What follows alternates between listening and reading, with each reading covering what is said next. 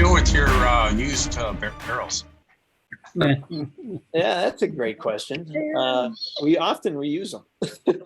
So we've very rarely had to throw away a barrel. I've got a few distilleries around the country that I'm in a barrel swap program with, so they'll have me empty a barrel. Barley's getting a little anxious here. And then ship them the barrel so they can put their bourbon in it, and I'll put my mead into their barrel type of thing. We've had a few barrels, they eventually collapse, so they'll just start leaking, and then they don't stop. And then it's all hands on deck to make sure we don't lose the barrels from Sam Adams that I got were originally put in use in 2006. Right, so they've been around for a long time now. Had Buffalo Trace in them till say 2009, and then Sam Adams got it, and they had their beer in it till 2010. I got the barrels in 2010, so they've been in use now for 13 years, just in my shop.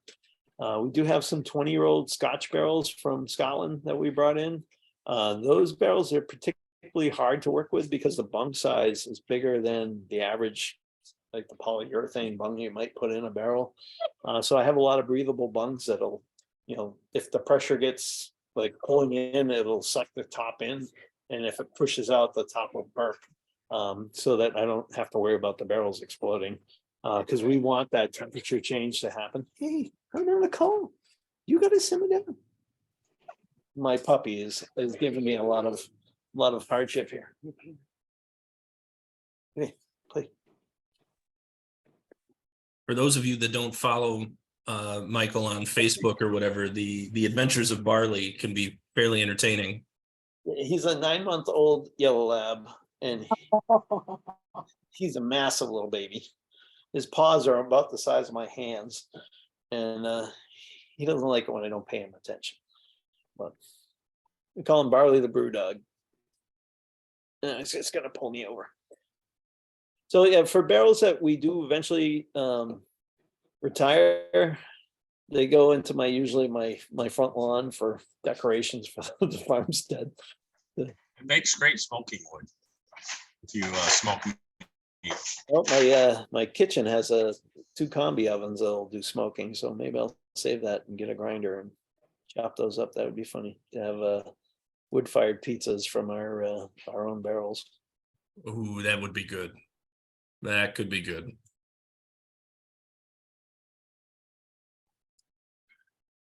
All right, you guys want to try this last one?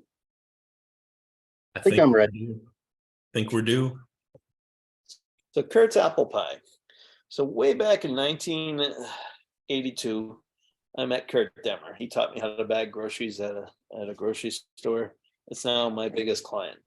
And it was very particular how he taught me how to bag groceries, like put the items in the grocery bag. And we both became very competitive at friendship and how to be the best at what we were doing.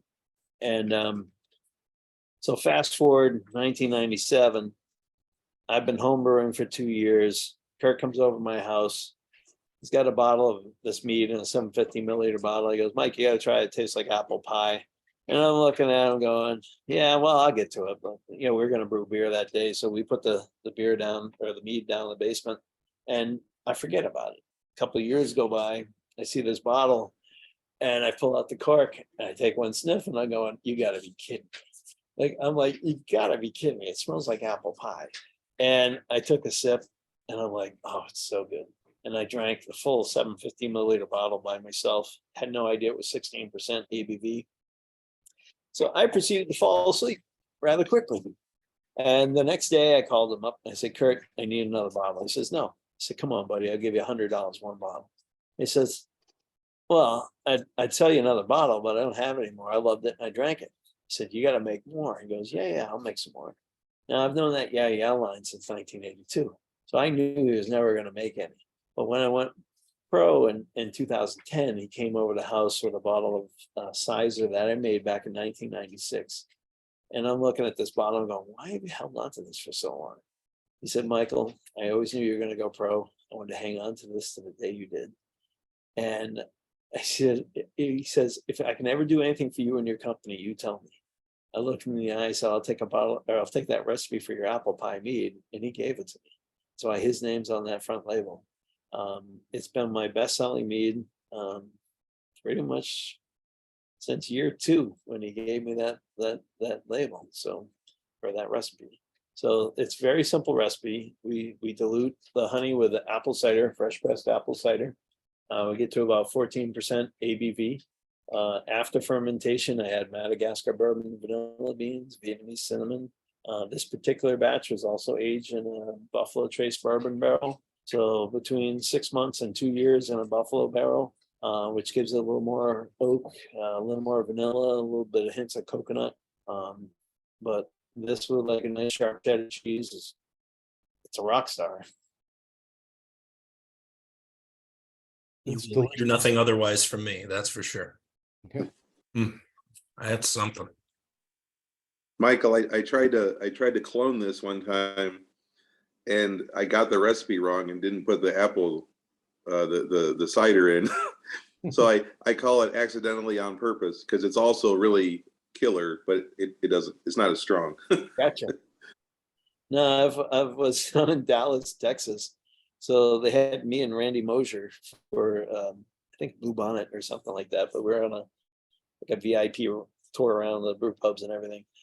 And yeah, I know Randy's more famous than I am, right? Like he's written a book, So we walk in and all the young ladies at this bar jump all over Randy and like, oh, you're famous. And then they look at me and go, one lady goes, wait a minute, do you make Kurt's apple pie? I said, yes. And then the whole crowd just kind of came over to the other side of the room to where I was sitting, and they're like, tell us about this apple pie mead. This is the best selling stuff we ever had here. So yeah, I've judged a lot of times at the National Homebrewers Conference, and one of the gentlemen, I remember his first name, Jeff, he's sitting across from me and he reads my name tag. He goes, you're famous. I said, not if you read my name tag. That undefines famous right there. You may know who I am, but that doesn't mean I'm famous. But this mead's put me closest to it. So how much I think at one point I remember hearing you say something like 50 vanilla beans in a batch. Yeah, that's a 50-gallon batch. So a lot of it. So how I complain about the cost of fresh fruit and the volume?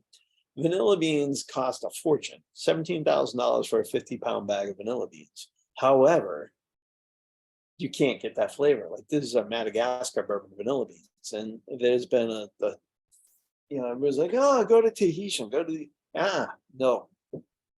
I tasted vanilla beans for a year. I picked the vanilla beans I wanted based on the flavor and the aroma that I wanted from those vanilla beans. I buy them from one supplier. I know what I want. I know how I get what I want, and I pay for it.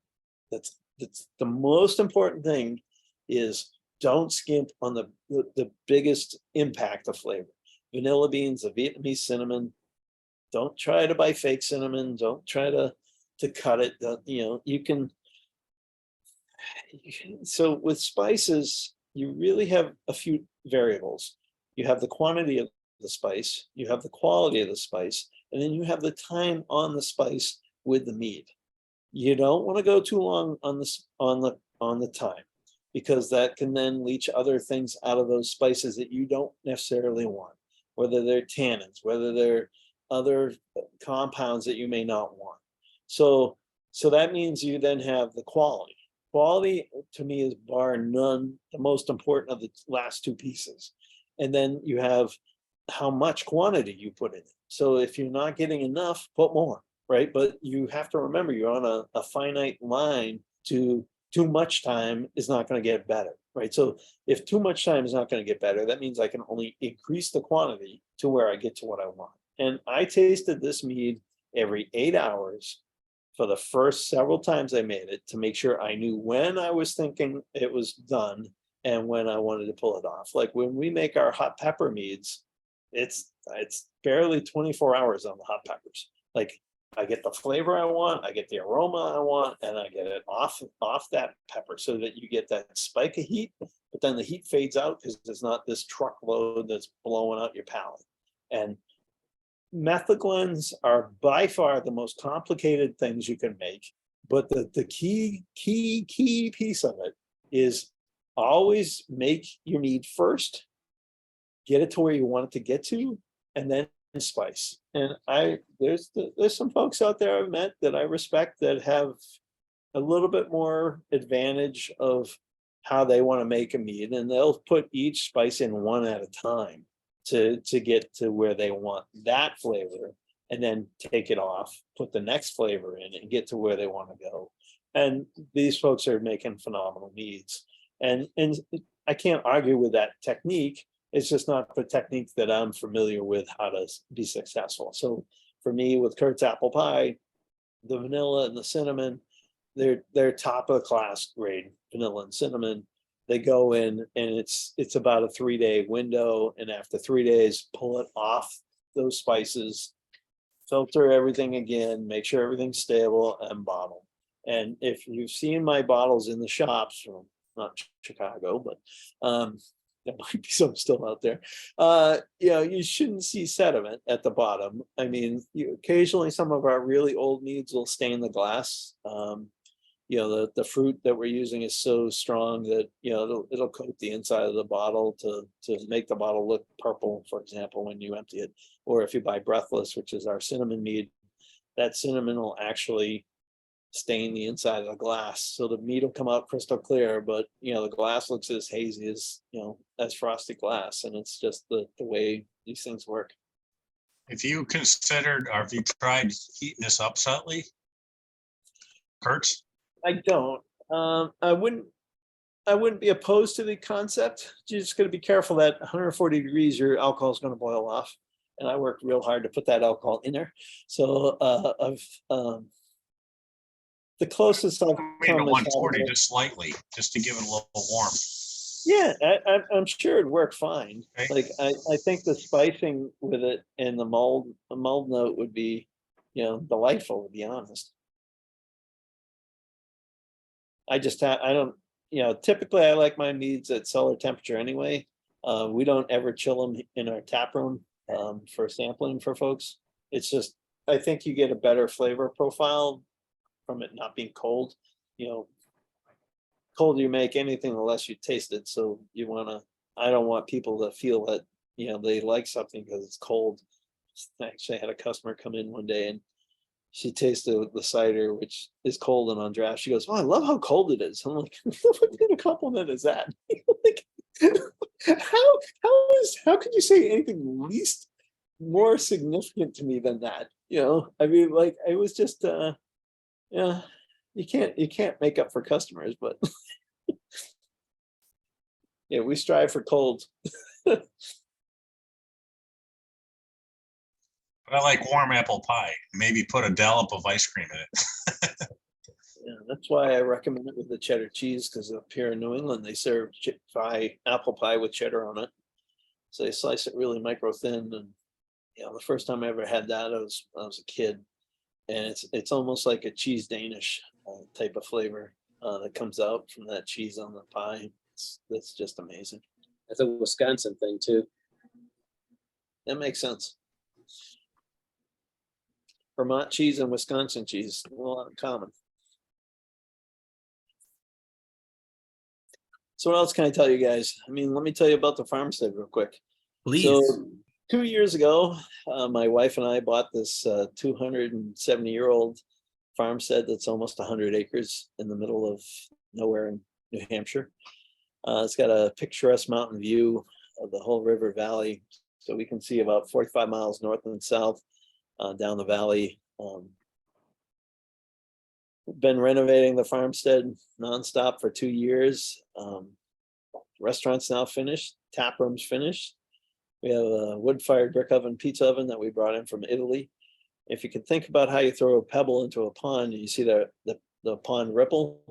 When they lowered the pizza deck onto the wood floor in the restaurant, the whole wood floor rippled. And I was terrified it was going to go right through the whole floor. So thankfully it didn't. But when they jacked it up onto a floor truck, the wheel of the floor truck across the floor, the wheel of the floor truck went through the floor. So then we had to spread the weight even further to kind of keep everything in the right spot. It's been an incredibly difficult journey trying to run the meadery, the brewery, now get a restaurant up and running. I really have no idea what I'm doing. I've been trying my darndest not to let my own lack of success and knowledge kill me in the company, but it's all I think finally starting to turn the corner here. We just had a sellout night, from the parking lot that I've seen earlier tonight and watching all the customers walking by. It's been incredible. And what we're doing is what I do with Mead. I want my chefs to be artists. I want them to feel on display and think of what they're doing and why. So we use the 00 flour that we import from a mill in Italy that's been around on the same street since 1925. We use San Marzano tomatoes. We use the Grana Parma, and we use the flour de lis. These things for the pizzas are, it's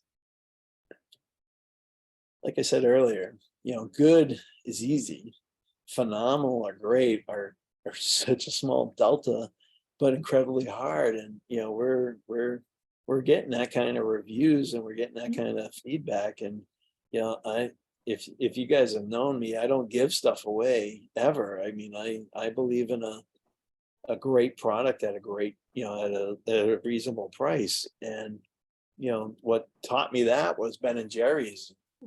When I was a kid, Smart Food Popcorn gave away free bags of popcorn to every kid in college in 1987. And I don't know how much they sold that company for, but I think it was like $1 billion. And the cheesy popcorn back in 1987 was god awful. And here came Smart Food that basically just upped the game a small amount. And I'm like, well, if they can do that, why can't I do that with pizza or beer or entrees? Or they don't do Michelin star rated restaurants in New England, but I want to have one. I want to walk out into my own kitchen and go, all right, guys, what are we cooking for me tonight?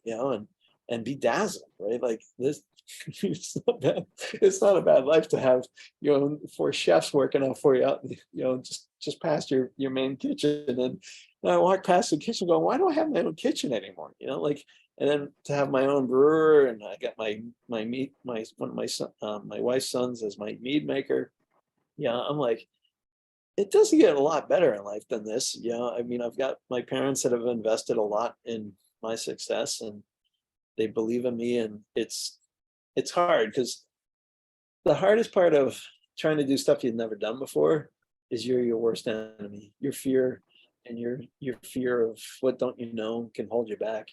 And it's people like you guys and fans and customers that can see, that